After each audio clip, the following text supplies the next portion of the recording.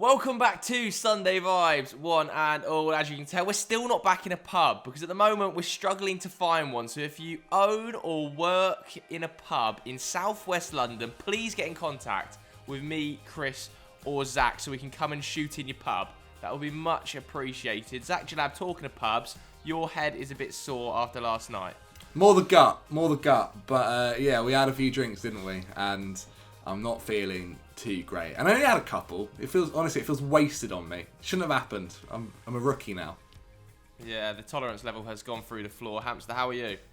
Yeah, I'm feeling fresh, mate. I'm in a state of flow this morning. Got up, researched our young team of the season, which we're going to crack on with in a minute.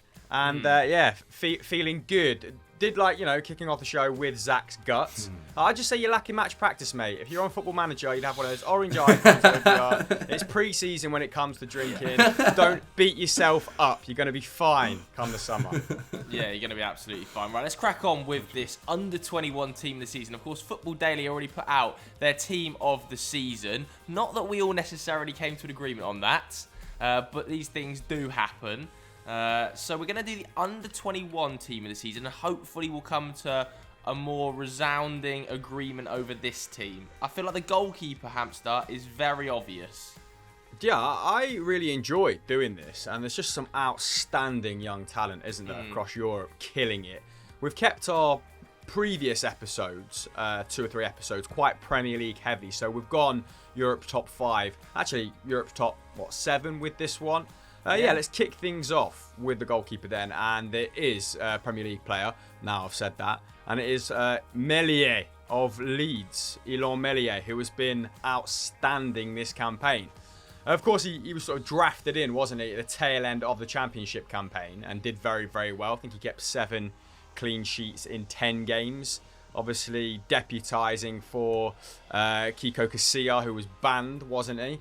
And hasn't surrendered the gloves ever since. He started 35 of 37 games this campaign, racked up the 3rd most minutes in the squad, and has just looked outstanding. 73% save percentage, saving 4 shots per 90.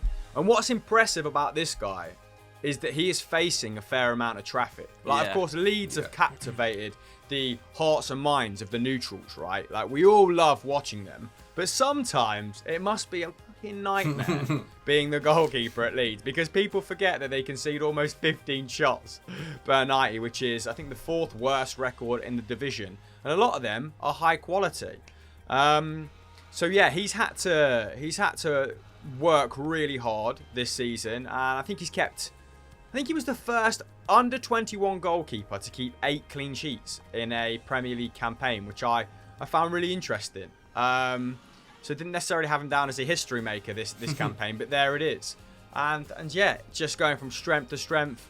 Still not got that many minutes under his belt. I think it's quite rare that you find a goalkeeper performing as consistently as him at his age. Only 1 full season at Lorient in 18-19 under the legend that is Mikel Andreu in Ligue 2. So way ahead of schedule with his development. I think he is the outstanding candidate, but open to other suggestions. No, I agree. I think Meslier has to be the goalkeeper because, I mean, it's hard to find under-21 goalkeepers that are playing consistently in top divisions, to be honest with you. So the list is extremely thin, and I totally agree. I think Meslier, he's been one of the best goalkeepers in the league, I think, let alone one of the best young goalkeepers. Do you think he'll stay at Leeds this summer? Yeah, I think so. I think he'll probably do one more season there. I'd be surprised if he left already. I think the exposure he's getting at Leeds, like Hamill said, the number of shots they're facing per game, and just the tactical discipline that he's having to play under, what he's learning under Marcelo Bielsa, I'd be surprised to see him leave this early. I think he's got at least one more season in him before a top club comes sniffing, because goalkeepers, I think, mature a little bit later as well, so there's not such a rush to sign a goalkeeper that's 21 years old to try and beat the pack. And there's also other goalkeepers on the market this summer. Donnarumma still doesn't have a home and he's out of contract. I think would probably be a cheaper option and slightly more advanced in his development. So I think Meslier will still be at Leeds, and I think that's an outstanding first choice for us in the goalkeeper department. They need to tie him down a long-term contract, because now you've said that, I'm thinking about, like, what a rare commodity he is. And Everton, I think Carlo Ancelotti's still not totally convinced by Jordan Pickford, although he's kind of, I won't say turned around this season. He's improved as the season's gone on. Obviously, Manchester United, the situation with Henderson is still up in the air. Reports about that you're willing to kind of entertain bids for him this week, which is strange given that he was, supposedly displaced David De Gea in the last couple of months. Arsenal were supposedly receptive to offers of Bernd Leno. Chelsea, of course, still don't have an outstanding number one. Kasper Schmeichel's 35? Yeah, he's getting on. In the next couple seasons, Hugo Lloris is 36? Yeah. In the next couple of seasons, there's going to be an awful lot of top Premier League clubs that are going to be interested in someone like Meslier. So it wouldn't surprise me, if in a couple of seasons' time he was at a big team. Yeah, his contract's up in 2023 as well, so I wouldn't be surprised at all if they give him that new deal. Should we go to right back then? Now, right back, the name I've got in front of me, Reece James here, Zachary, you may as well take. Are we starting Reece James definitely as the right back in this side? I've struggled as well to see anybody who can compete with him that's playing in a top division, because there are some good mentions in like the Championship and stuff, but probably has to be Reece James, even though I'm still not sure that he's quite playing at his own best yet. He's a little bit spotty here and there.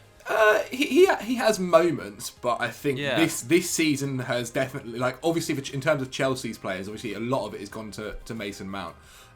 We won Chelsea's Player of the Season, and I actually think Reece James has gone a little bit under the radar this season. Probably not got. I think it started off. He got a lot of respect. A lot of people were talking about him, and then he didn't get so much towards the end of the season. A lot of people have just kind of been like, "Oh, that's what he does," and I think he's been a bit unfortunate as well. I mean, I think he's got 2 assists this season, and according to expected goals, it should be double that. I think he's been a bit unfortunate with certain players finishing and not scoring, but he's kind of always been spoken about as the, if you want an attacking right back, you talk about Trent. If you want a defensive right back, you talk about Aaron Wan-Bissaka. And then if you want someone that's the mix of both, it's Reece James. And he does that really, really well, both ends of it. I think and this season has been a bit of a weird one for him because he's played in so many positions on that right flank. I mean, when he was on loan at Wigan, he played in central midfield for them, so he can do that as well. But this year he started off at right back, and then obviously Thomas Tuchel's come in and he's had to go right wing back, fighting for it with Callum Hudson-Odoi, at times Azpilicueta, and then even recently playing right centre back, dealing with the pace of Jamie Vardy and dealing with it pretty well, to be honest. I think I thought he played really well. Sadly, one mistake. Exactly, yeah. He over the 180 minutes, he had 1 minute where he made a mistake and Chelsea conceded from that. But I thought he'd been really, really, really well, and obviously gives Chelsea that option to, if they need a bit more pace, especially with Aspi, Thiago Silva. Sometimes that can be quite slow. So if Chelsea need the option of a bit of pace back there, he's brilliant. But he's come into his own, and what's really exciting is he's improving season on season. Like last season, he did have a bit of a couple of defensive mishaps. Wasn't the best at times defending one-on-one. Could normally get turned quite easily, and it seems like he's improved that. He's also got bigger, he's got stronger. He's really not an easy guy to battle for with the ball, and he's been a joy to watch. He's 4 for key passes, 4 for dribbles. Those are some really solid stats, and I think in an attacking sense, because I do wonder what happens next season if Chelsea go to a 4-back again with him playing right back. Because out of all of them, right back I think is his perfect position. He just needs to maybe get a bit better at not getting caught so far up the field. But then at the same time, maybe Chelsea in general, a midfielder should be dropping in there. So it's not always his fault. But yeah, he's been fantastic this season, and I'm more than happy to stick him in our under-21 right back position. Yeah, and I think he'll for sure. There's so many areas that he can improve on as well. That he is going to be an absolute beast. Do you think? All right, we may as well ask the question then. I presume he would be in your Euros 26. Yeah, but I don't take Kieran Trippier, and I know, but that's basically my swap. And I do understand. I actually don't mind Kieran Trippier going too much. I think he's been pretty good for Atleti this season, and especially since he's come back as well. But yeah, I don't take Kieran Trippier. I take Kyle Walker, Reece James, and Trent Alexander-Arnold. That would be it for me. Yeah, I kind of agree with that. All right, so that's the right back. Left back, I think we just can't look past Nuno Mendes, can we? We have to put him in at 18 years old. Like, what a breakthrough campaign. Nailed on for Portugal at the Euros at 18 years old. I think he's already got 3 or 4 caps for the national team, actually. And obviously Sporting crushing it over in Liga NOS. Like, I think, is this their first title in 18 years or 19 years? Something like that. It's got to be up there, isn't it? 2002 was the last one. I've got it written down here. Of course, they bought in Ruben Amorim, didn't they, from Braga, 10 million euros. The third most expensive fee ever paid for a manager, that, by the way, after Andre Villas-Boas and Brendan Rodgers. Because, of course, not many managers you have to pay fees. Most of them are given severance packages, but certain managers you do. And they've been incredible. That was his release clause. Amorim's, yeah. And they've been incredible, Sporting. And Nuno Mendes is rightfully being linked to every top club in Europe right now. I think Manchester City are probably the favourites to sign him. I saw reports this morning in the Daily Mail of sort of a £44 million bid, rising to about 60. And I think Sporting probably, because of their financial position, won't be able to say no to money around that sort of territory in the same way they couldn't say no to Bruno Fernandes at about 50 to 60 million pounds. But, huge tackle and interception numbers, massive amounts of dribbles, key passes. I think he's a special talent. And Manchester City, I'm sure they're going to put all of their eggs into the Harry Kane basket, but Nuno Mendes coming in as that left back, it seems like a very, very nice fit. So I think we have to put Nuno Mendes at left back unless anybody else has got a better shout in that role. No, I'm happy with that. He's producing the sort of numbers that Ricardo Pereira was when Leicester bought him from Porto. And, of course, he's probably, 3-4 years younger than when that happened. So, again, well ahead of schedule, given his current output. And, like you said, just is a two-way fullback. You know, doesn't give up any part of his game. And, I agree. Nailed on for a big move. Yeah, I mean, Arsenal fans won't be happy. This is a potential area we could have Bukayo Saka, by the way. But he's... I don't feel like he plays his best football at left back, though. So I'm tempted to... I think we talk about Bukayo Saka a little bit further forward. Yeah, I also think we can probably dismiss Saka playing as left back because when, Arsenal's key players are fit, i.e. Kieran Tierney, Saka would not play left back. So I think that's quite an easy way to dismiss that point that will no doubt be raised in the comments. Yeah, all right, so Nuno Mendes left back, Reece James right back, centre halves. First one, I'm throwing Fofana's name in there, Hamster. He's got to be in there, surely. Yeah, absolute king. He arrived for big money, didn't he, on a 5-year deal. But very much as a project player, because when he arrived, it was Sionchu, it was Evans, it was James Justin that were very much the go-to for that back three. However, owing to that injury crisis, Sionchu gets injured at the start of the season. Johnny Evans in and out of the side. All of a sudden, Castagna is playing left centre-back or right centre-back. And, Brendan Rodgers has found himself in the latter stage of the campaign anchoring his defence around a 20-year-old Wesley Fofana.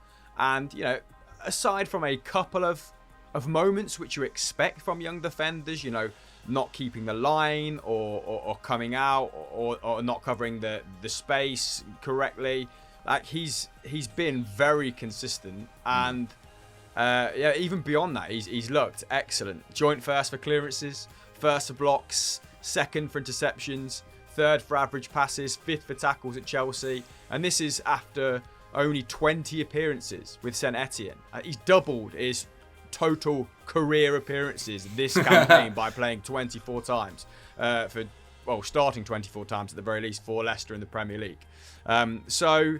Crazy what he's been able to do in such a short space of time.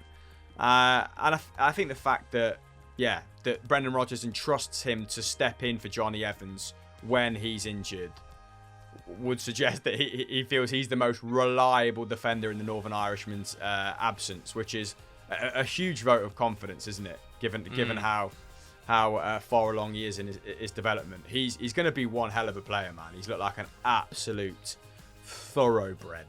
Yeah, I totally agree. I think he's just monumental. All right, so Fofana in there leaves one spot, I think, between 3 centre-back options here, really. I think Lacroix is a pretty decent shout. Simakan, of course, who's on his way to RB Leipzig. And Sven Botman as well. I mean, that's a tough one. I would probably go for Botman. I like a left foot, right foot centre back partnership, which eyes him up. And I also think he's been massively disrespected being left out of the Netherlands squad recently.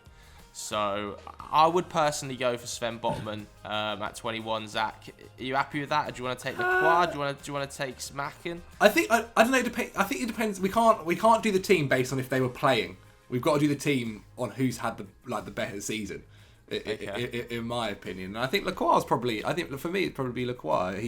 He joined them this year again from Ligue 2, and last season the club finished 7th, and this season they've got Champions League football, and he's been a massive part of that. They've conceded the second fewest goals in the league with 34, and he himself is at the top of his squad for interceptions, clearances, and blocks, and because of that, you've seen him linked to the likes of Chelsea, and he's pretty good on the ball. And despite their course taking a lot of the plaudits for obviously doing so well at the top of the pitch, he's been the guy that's kind of kept them defensively sound. So I'd put him in there. But I mean, look, I think all of them can have a shout, to be quite honest. Maybe the fans decide. Do you know what I think? What pushes it over the line for me with Sven Botman is that if Lille win Ligue 1, it will be one of the most remarkable footballing stories since sort of Leicester. Like, to have only conceded 22 league goals, and Sven Botman at 21. Only did he join in the summer, or is it the summer before from Ajax? I can't remember. But it's remarkable what they're doing at the back, and I just think that despite his numbers not being exceptional, Jose Font putting up more tackles and interceptions, Sven Botman is rightly being linked with the majority of Europe's biggest clubs right now. And if Lille win this title, Sven Botman has to be in the team at 21. I think I'm leaning towards Lacroix, because Sven Botman has had an exceptional season. But what sort of diminishes his potential to be in this team for me is the sheer amount of cover he gets from Benjamin Andre, who puts up 5.5 tackles and interceptions. He's had a formidable campaign in that defensive midfield role. Boubacar Soumaré, of course, also plays alongside him in that double pivot and does a decent job of shielding the defence. He's had a good second half to the campaign. Quite conservative on the ball, Lille. Like they're quite proactive at pressing in the final third, but then it sort of let teams come onto them a little bit in the middle third and invite players to cross the ball because they know that Font, they know that Botman are dominant in the air, as well as Magnon, who is off as well, isn't he? He's had a great campaign. So he's been part of a great unit, Sven Botman. But Christophe Gaultier, I suppose there is some similarities with Oliver Glasner at Wolfsburg. They've been getting progressively better. They've been challenging the so-called sort of top 4 teams in their division. They've both secured Champions League football for next season. Lacroix maybe a little bit more out the blue, which I quite like. He was signed for 4.5 mil from Sochaux. Maybe Sochaux. So that's why I might stick him in, because his performances have been much better than anticipated. Sven Botman, I think he only had a season on loan at Heerenveen beforehand. Joined obviously from Ajax for 9 mil. So there isn't really much in it. But I think just for the fact that Lacroix is leading his team for so many statistics, whereas Sven Botman seems to just be, not ticking along, but playing as part of a very sound defensive unit. I'm going to go with Zach on this one. All right, so that's the back 4 sorted. Let's move into the midfield then. Should we get the obvious ones out the way? Not spend quite as much time on them, because I feel like Pedri, for instance, is just like a nailed-on name to be in this side. Isn't 2,500 minutes in that Barcelona setup at just 18 years old. I mean, he's ridiculous. He's ridiculous. Talented footballer. Like, talented what a signing that's turned out to be. Like, genuinely an unbelievable move, man. Like, because Barcelona's recruitment has been so patchy. From your Martin Braithwaites to your Griezmanns, like Pedri slipping under the radar as an unbelievable pickup. Was it from Las Palmas, wasn't it? Where he's kind of playing as more of a... He was almost playing more of like a Jack Grealish role out on that left-hand side, wasn't he? And they floated him slightly more central. And his numbers are just unreal. Like, he's a pressing monster, passing, like, way beyond his years. Like, his goal involvement's slightly lower than they should be. I think expected goals as his goal involvement's close to 9. He's on about 6. But overall, like, he's looked like Barca's best midfielder. Or every time I watch him, he's like one of Barca's best players comfortably. And he's 18. Like, I don't think that can be underestimated. How easy he makes it look in the centre of the pitch for one of, like, Barcelona being the most iconic midfielding club. Like, your Iniestas, your Xavis, your Busquets that have played in there. Like, Pedri just looks so natural. He looks so at home in the centre of the park for Barcelona that at 18, I think it's ridiculous. So he has to be in there, right? Yeah, I completely agree. He's been fantastic this season, and someone that I don't think people expected to be as good as he's been this year, especially as how young he is. But then he's 18, Bellingham 17, and it's like just destroying it in the Bundesliga and in the Champions League. He's 18 years old in June. It's ridiculous. It's scary. Obviously, he's the most expensive 17-year-old ever, and the way he kind of does everything so well. I mean, I don't know if people have seen the clip of his coach back for Birmingham when he was young, and he said, "Look, I want you to play 22." And he was like, "Oh, what does that mean?" He was like, "Oh, you can play 4, which I think they called it 4 in realism terms. I think it was 6, 8, and 10, and you can be great at every one of them. And I want you to be number 22 and do it all." And that adds up to 24. That adds up to 24. No. But they called it 4, didn't they? They called it 4, not 6. Oh, right, okay.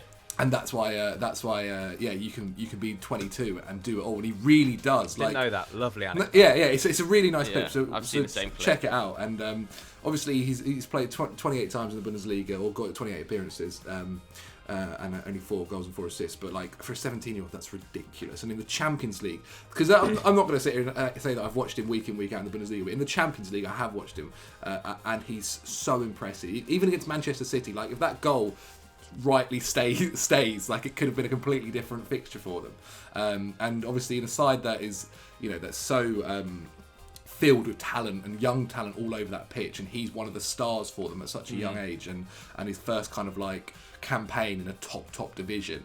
He's moved to the perfect club for it as well, but he and Pedri, those two for sure, I think, are nailed on in the midfield.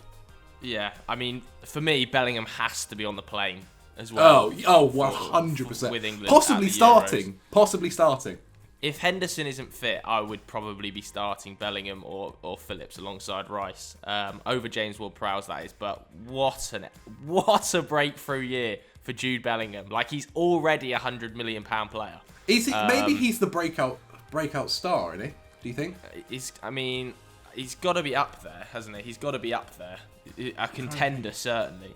We've got one more spot in this midfield, and there's some names, lads. There is some names. If we're playing a 4-3-3, I mean, we've got Gravenberch, haven't we, who won the Young Player of the Year in the Eredivisie. We've got Chouameni. I'm going to try and pronounce that as best as I can. As well. We've also got, Saka could potentially be in this midfield 3. We've got Musiala could play in there as well. Camavinga too. Jesus Christ. Good luck, Hamill, mate, picking this last one. Hamill, I will leave you to select the third and final name. Okay. I would probably go for Gravenberch, to be honest with you. All right, just for you then, I'll debate the merits of Gravenberch and the guy that I would have gone for as well, which is in fact Chouameni. And so you alluded to the whole, you pick Botman because he's a left-footed centre-half, and that would go well with Fofana. And if we've got Pedri, if we've got Bellingham in there, who are, much to their credit, very hard-working and talented young footballers. Bellingham, very box-to-box. You don't normally see someone that far along in his development in that position, like Zach said, at that age. Pedri maybe a little bit more attack-minded. So for the sake of balance here, my rationale was, let's go for someone that's a little bit more defensively orientated, but Ryan Gravenberch is another guy like Bellingham that can do a bit of everything and do it very well. And maybe I'd go for, Tchouaméni because Monaco aren't quite as dominant in their respective division as Ajax, who have killed it this year, haven't they? Let's be honest. But yeah, Gravenberch still put up very good numbers. 8 goals and assists in 31 appearances. A solid all-rounder. First for minutes in the squad, so he's just been ever-present, super fit. 68 passes. I mean, that is second in the squad. You are probably expected to put up those numbers by virtue of coming through the Ajax Academy. Anything less than 60, and they just sack you up there and then on the spot.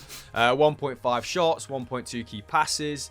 And you have to bear in mind with a lot of his numbers, they're going to be maybe not look as impressive as others because Ajax have 60% of the ball. That might bump his passes up, but that's going to bring his defensive contributions down, right?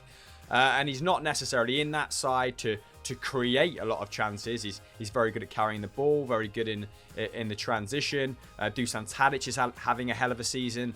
Seb Allah's numbers have spiked since joining from West Ham. They've got the name of the Brazilian winger who's joined is eluding me right now, Neres. but not David Neres, but it's Anthony. That's who it is. Anthony, that's well it. Done. Good. Well done. It's good. But I'm gonna go for Tchouaméni though, because Monaco have just made huge strides under Kovac, and I feel like he's been really brave with entrusting the youth, right? So Disasi, Badiashile, Fofana, but Tchouaméni for me, pick of the bunch. 5.5 tackles and interceptions per 90, which leads the squad. I imagine that's probably top 10 across the division for people in his position as well. A ruthless presser, like a specimen. First in the squad for pressures, completed pressures, has a really high success rate for someone that's tried over 600 regains. I think it's around 36%, which, just to give you some perspective, Pedri's a great presser, but I think he's around 28%. And he can play a bit as well, man. He's not just this destroyer. Third most passes per 90, creates a chance every other game from defensive midfield, which across the course of the season is always extremely helpful, isn't it? So I think for the balance of our midfield, I pick Tchouaméni because we've already got a guy in Bellingham that does what Gravenberch does. Yeah, I have to say as well, I actually think Tchouaméni might be a little bit unfortunate to miss out on that Euro 2020 squad. When I saw the France team, obviously there's so much hype, isn't there, around this France squad, and Benzema's the talk of the town, and Thuram's in the squad as well. And then I look at the midfield, and I'm like, how's Rabiot got on the plane? He's been absolutely awful for Juventus. How has Sissoko got on the plane? Has been appalling for Tottenham Hotspur. Yeah. I mean, winning the World Cup, it feels weird to say, but I just haven't liked Deschamps, the way he's presided over this generation of talent, of French talent. Winning the World Cup gives him license to just pick his mates for the next 2 tournaments. Monaco are currently third, I They're 3 points off top. Yeah. I have no problem with some of the picks. It is great to see Benzema back. Great to see Benzema back, and Thuram coming through, and Kwande getting picked. But the midfield options that France have, and you are telling me that Moussa Sissoko and Rabiot deserve to be on the plane. I'm sorry, that is a farce. But I'm happy to have Tchouaméni in the midfield. I do want to give a massive shout out to Jamal Musiala. I think he's very unfortunate to miss out on this under-21 team, in my opinion, given that I think he got the Breakthrough Player of the Year in the Bundesliga this year as well. Maybe him or Bellingham, I can't remember who it was. And he's obviously in the Euro squad with Germany. What an incredible achievement that is for him. I think if I was picking it, I probably would have gone Musiala in there as the third. We also, Camavinga, we haven't spoken about at all. Maybe it's because we just expect this from Camavinga now. And Ren have dropped off a little bit, and his numbers weren't quite as impressive as they were last season. So I think rightfully part of a shortlist, but I don't think he gets anywhere. I mean, he has to leave this summer as well, man. He can't spend another year at Rennes. What's his contract situation? I feel like it was coming. I think it's up next summer, his contract. Summer, and there's reports he's available for sort of 40-50 million euros, which I think Manchester United should be all over Camavinga this summer, needing a central midfielder who can do a bit of everything in defensive midfield and transition. Like, is it Fletcher making those decisions now? honestly, well, it's John Murtaugh is the director of football. But yeah, I'm happy to have Tchouaméni as the third name. Mate, David Turnbull. Mate, David Turnbull why of is Celtic. David Turnbull in here? Like, how's Why that wouldn't he happened? be? Ross Turnbull's brother. You better watch your mouth for Pereira. In the top 10 under 21 players for key passes per night of this term, my boy David Turnbull, the future of Celtic. We're going to build the squad around this man, and in 2 years' time, when a Premier League side brings him in, you'll be like, oh yeah, you know what, he was decent, and I was muggy when Chris suggested it 2 years ago on Sunday Vibes. Much like, if we went back through the records, I reckon we probably had this same conversation, but about Kieran Tierney. Yeah, almost definitely, mate. I mean, this is the next three players, by the way, are going to cause the most controversy in the Sunday Vibes comments, because there's so many names available, and sadly, there's three huge standouts, isn't there? Like, Bukayo Saka not getting in this team is a shambles. Like, he has been unreal, but there isn't room for him in this front three. Yeah. Like, he hasn't been as good as Jadon Sancho, Phil Foden, or Erling Haaland. Like, Mason Greenwood's been good. Neto had a great start to the season. Florian Wirtz has been pretty sensational. But, the massive difference here is ridiculous. The massive difference here is those like Saka, Greenwood, all those guys. They have been great, and they are so young. They are really, really good. But Foden, Sancho, and Haaland aren't just performing well and having good seasons. They are like the top of the top. They are like the elite. Even not, and take away under 21, like best winger, best forward, like best attacking midfielder. You would have them there as well. Whereas if you had to say best winger, you wouldn't necessarily consider Saka for it. Whereas Sancho has to be in there. Like, these guys aren't just performing like well for being 21 and under. They're like one of the best in the world in this position. I also think Saka's tactical versatility works against him in scenarios like this, because he's played so many positions, and it's like, okay, he's very good at a number of them, but is he the best in any? And I don't really arrive at that conclusion. I mean, shout out to a couple of championship talents as well, Elise and Skip. Skip's had a very good season at Norwich. But yeah, it is a little bit boring, isn't it? It's a bit anticlimactic, but Foden, Sancho, Haaland have to be the front three. Have to be, no debate. And who is your favourite out of those three, Tomlinson? Oh, fuck. Jesus Christ. Yeah, Phil Foden. Phil Foden is my favourite out of those three, sadly. Like, I think because he's a City fan, a City player, sorry. But yeah, I mean, I don't get me wrong, Haaland's the best goal scorer of his age I've maybe ever seen.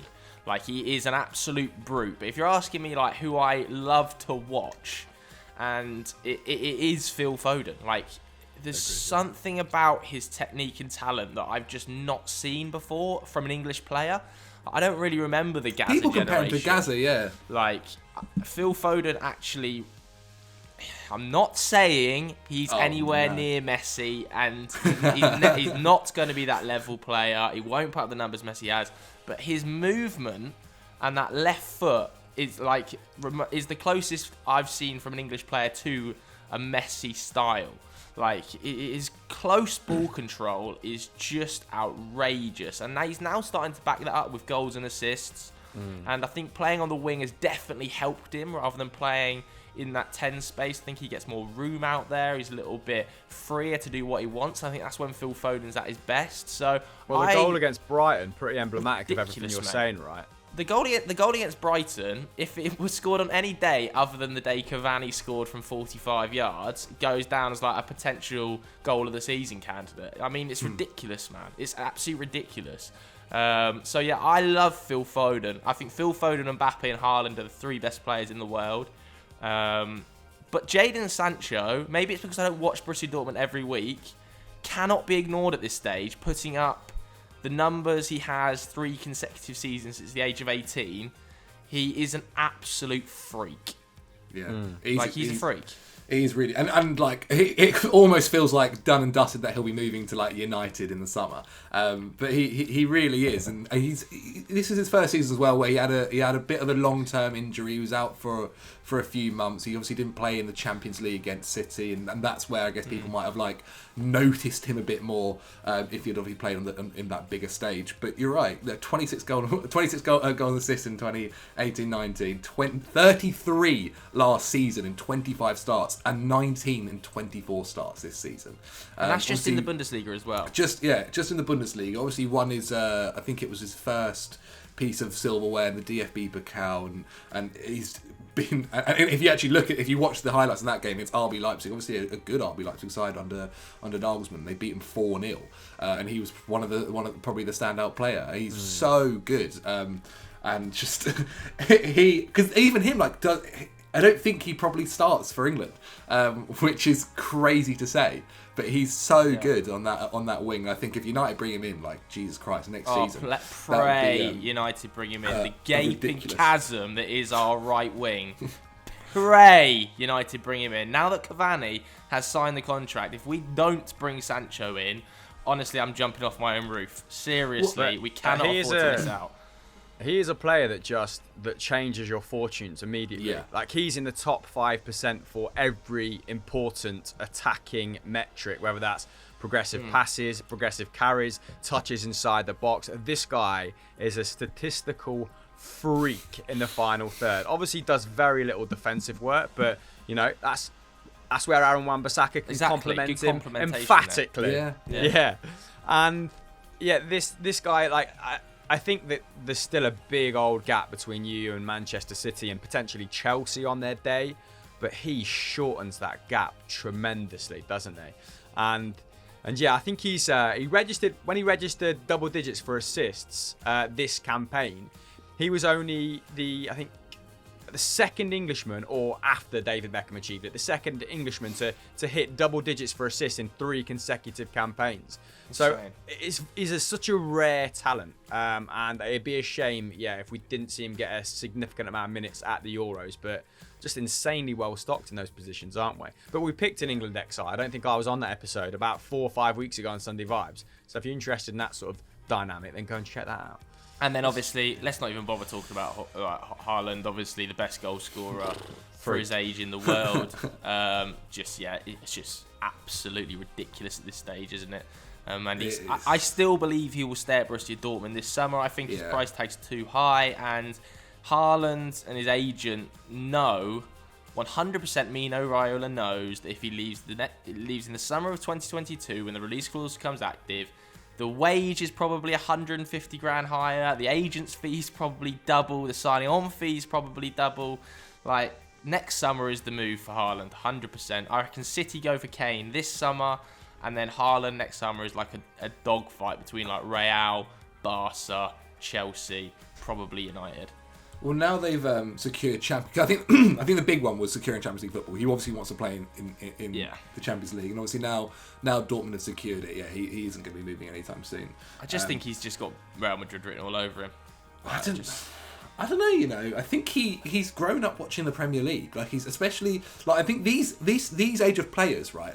If you'd say maybe the generation before, your Eden Hazards and all these kind of guys, I would agree. I'd say they've grown up watching Barcelona, watching Real Madrid, wanting to play for them. Whereas these guys, who are 20, 21, for them it's the Premier League. In my opinion anyway, that is what they would have been watching. They would have been seeing the Manchester City of 2012 team playing, the Chelsea Champions League win, maybe less so the Manchester United one, but these teams and how good the Premier League is and how dominant the Premier League is and how big it is around the world. And if anything, the European Super League has shown them that the ones that hold all the power are the Premier League clubs, and surely that. Maybe I'm being a bit biased, with how we view the Premier League, but that's how I think a lot of these players are looking at as the Premier League clubs as actually the big boys rather than the Real Madrid. Even if you're going to be more practical, I don't think you're being too biased, because even if you're going to be more practical, they're probably being conditioned by every top agent ever to gravitate towards the Premier League, because it just means more P, doesn't it? I think you pay more tax in. Do you pay more tax in Spain, Italy, and France as well?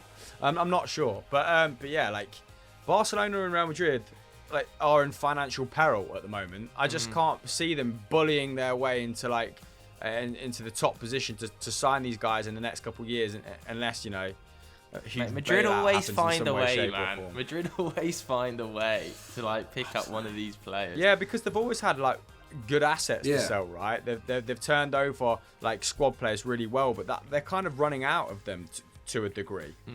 Well, even like the attraction of it, like, okay, you go to Barcelona to play with Lionel Messi, like that might not be there next season. It probably will, but that might not be there next season. I mean, Mbappe going to Real Madrid because he wants to work with Zinedine Zidane, that might not be there next season. Like all this kind of stuff, like they're losing their attraction. If they can't afford to pay them, then I just think it's the Premier League all the way. All right, let's run through that team then. So we've got Melier in goal, we've got Nuno Mendes and Reece James, the fullbacks, Fofana and Lacroix at centre half, Tchouameni, Pedri and Jude Bellingham in midfield. Sickening midfield. With a front three of Philip, the God Foden, Haaland and Jadon Sancho. That team is absolutely stacked. Let us know what you think of the 11 and who we've missed out in the comments below. I think we've got time for a couple of quick fire questions maybe. Yeah, we got a bit of jip for not doing them in the last couple of episodes. Let's do one from Stuart Best then. He says, could we do a Football Daily's apologies section to Bruce, Hodgson, etc.? No. Have we got any apologies to make this season? No, Stuart, we can't. I've got a couple to make, I think. I think I've got Patrick Bamford. I think I disrespected him at the start of the season by saying that Leeds need to sign a goal-scoring striker because I'm not sure Bamford can cut it in the Premier. And he's absolutely proved me wrong. He's like cut it very, very comfortably and looks like one of the key players at Leeds United at the moment. We should probably do another 10 times Football Daily got it wrong. It did well last time. We should probably do it again. Bruce, I mean, do we want to apologise to Bruce because he's had a good 2-month run? No, yeah. You know what? I started this season by saying, like, I was wrong about Kelechi Iheanacho when we did this, 6 months ago. And now look at him. So I'm just going to keep my mouth shut from here on in and just keep making, I'm not apologising for anything. And apologising for Steve Bruce.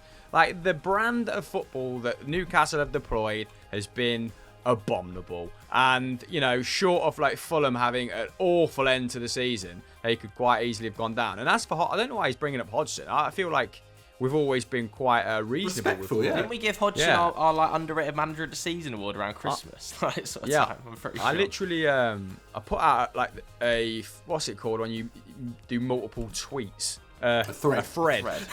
You've never sounded so old in your life. Yeah. A thread on why Roy Hodgson, now I feel as old as Roy Hodgson, a thread on why Roy Hodgson is one of the most disrespected managers of our time. Like, he's a man that should be, he's like a football man in the best possible sense. He's an Englishman that's honed his craft abroad. He's managed national sides. He's managed like in multiple continents. He's a ledge. And you know what? I think Crystal Palace fans will, if they don't make the correct appointment, will regret the way that they maybe treated him in this final campaign. Yeah, this one then from Philip. He says, will Teemu Pukki have a better, worse, similar second season in the Prem? Cheers from Finland. I'm saying nothing on Teemu Pukki ever again, man. I'm never speaking about Teemu Pukki again. I'm scared to utter his name. I'm not.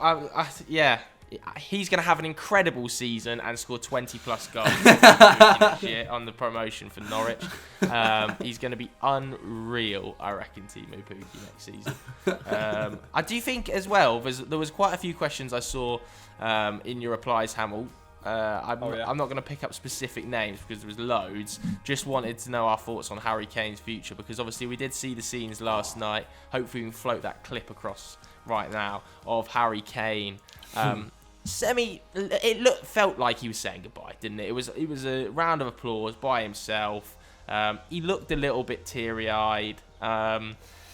So I'll ask the question: is he actually going to leave? Like, do you believe? What's your opinion? Do you believe he leaves? Yes or no? No. Based on the facts that we have in front of us, that we know how long his contract length is. We know the history of how Daniel Levy does business. Like, there is no way I see him leaving unless a club is paying something ridiculous, like £150 million.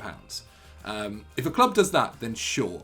If the things that we don't know, which could swing in his favour, is if he has some sort of thing in his contract or a gentleman's agreement. But I feel like with Daniel Levy, a gentleman's agreement is still not going to mean anything if he's not getting the right amount of money. Like, Levy isn't going to sell Harry Kane for £70 million when he should be getting double that. Yeah, and I think my issue with it is that I think Man City is the only realistic destination for Harry Kane, where he's going to go guaranteed trophies, guaranteed he scores about 100 goals a season. For me, it's not how Man City have traditionally done business, like going out and signing a Harry Kane. They've tended to go for more the mould of 50 to 60 million pound players that aren't as obvious as Harry Kane. Like, Harry Kane feels almost more like a Man United signing. Do you know what I mean? If I'm making sense, where he's like 27 years old, gonna get you a bit of success in the immediate, not a classic Man City move, but he would be fucking unreal for Guardiola. Like, let's have it right. Hamster, anywhere though. Do you think he goes to City? I mean, alarmingly, like, City don't really need reinforcements in many other areas, perhaps other than left back. And if they sell Benjamin Mendy, I'm trying to think of some other assets they can potentially move on. Well, Aguero's wage is going to be going, isn't it? Obviously, that's going to Barca, so the wage is potentially available. It's alarming how, like, if you add him to the equation, like, it does help City reinvent themselves. They would instantly become clear favourites. That wasn't the case this pre-season, was it? So yeah, like a match made in heaven for the short to medium term, and they're not going to be asked about, stumping up the 150 mil, are they? It's just something I think they would do. Whether or not that would have any ramifications financial fair play wise, who knows? Because that's changing again. Mate, they've got FFP in there. They've dusted FFP once. They can do it again. Yeah, mate. Exactly. So yeah, I can see it happening. And everyone's said that he's kind of locked himself into this long-term contract, but Daniel Levy's also very pragmatic, isn't he? And if he gets a fee that he can live with, he'll do it. Like 150 mil in a post-COVID world is probably 180. Still with the stadium and that. A couple of summers before, and they're going to have costs they need to cover. So yeah. But is the why wouldn't Manchester City just go for Haaland at that money? There's a lot of question marks, isn't there? And we've done so many videos on it that, to be honest, I don't care where we go anymore. All right, let's finish with one personal question then from Siva. Now that lockdown is easing, what plans for vacations do you have? Oh, God. Don't even want to talk about it. Do you know what? The holiday / vacation headlines that I've been seeing, they're winding me up. They're annoying me. Like, let's just get back to normal before we start considering going Greece. Like, for goodness sake, it's stressing me out, honestly. Like, I saw the other day the people coming back from Heathrow, the green and the red list countries just mixing. We're at a yard apart. Come on. We don't need to be going to Greece. Go down Cornwall or something, for sake. He went so quick. The Exeter came out then. I don't know. I'm not planning anything anytime soon. Just see, I don't mind spending a summer in England where we can actually just do things again. That's it's not too bad. The summers in England are pretty hot. They're pretty good. I'm going to Edinburgh. Oh mate, that's a fantastic shout. That's a great decision. I went there last summer. It's brilliant. Yeah, lovely city, and contemplating Abu Dhabi actually. Oh, that's not like you. That's not a place I thought you'd go to. Influencer Hamill is fully in the building. Potentially Hong Kong. Well, Hong Kong would be lovely. I've got a friend. Everyone was trying to get out of Hong Kong because, of course, China have a greater influence over the country now. Politically, there is upheaval. But my friend thought it was a great time to move out there. So there was like 300,000 people trying to leave, and he was one of the people trying to get back in. So yeah, I might go and visit him. And yeah, there's got a friend in Abu Dhabi as well. Otherwise, you're right. Like, if COVID didn't exist, in a year's time, if multiple places opened up, I'd much rather go to Argentina, I reckon. I've just read a book on Boca Juniors, and I'm dying to get to the Bombonera. Also, did you guys see the River Plate stuff yesterday? Yeah, the goalkeeper. What? Was it the midfielder playing in goal and getting They had no subs. Legend. Had no subs. COVID, 20 COVID cases. They couldn't cancel the game, so the centre mid went in goal and won man of the match. They won 2-1. Absolutely ridiculous. All right, that's it. I love South American football. That's it for today's episode of Sunday Vibes. I hope you enjoyed it. Zach, what should the people do who's watching? Why not head over to Snapchat and check out our daily content over there. Go to the Explore page, type in Football Daily, and you'll see videos from us there. And we also got a second one called Transfer Talk, where we give you 3 stories about transfer gossip. Yeah, every week. Exactly. Hamster, anything? Sure. Go and watch One-on-One yesterday over on EFD. It was about Celtic because I'm just forcing the Scottish football agenda on Football Daily relentlessly from here on in. All right, there we go. Thanks so much for watching, everybody. We'll see you later. Bye.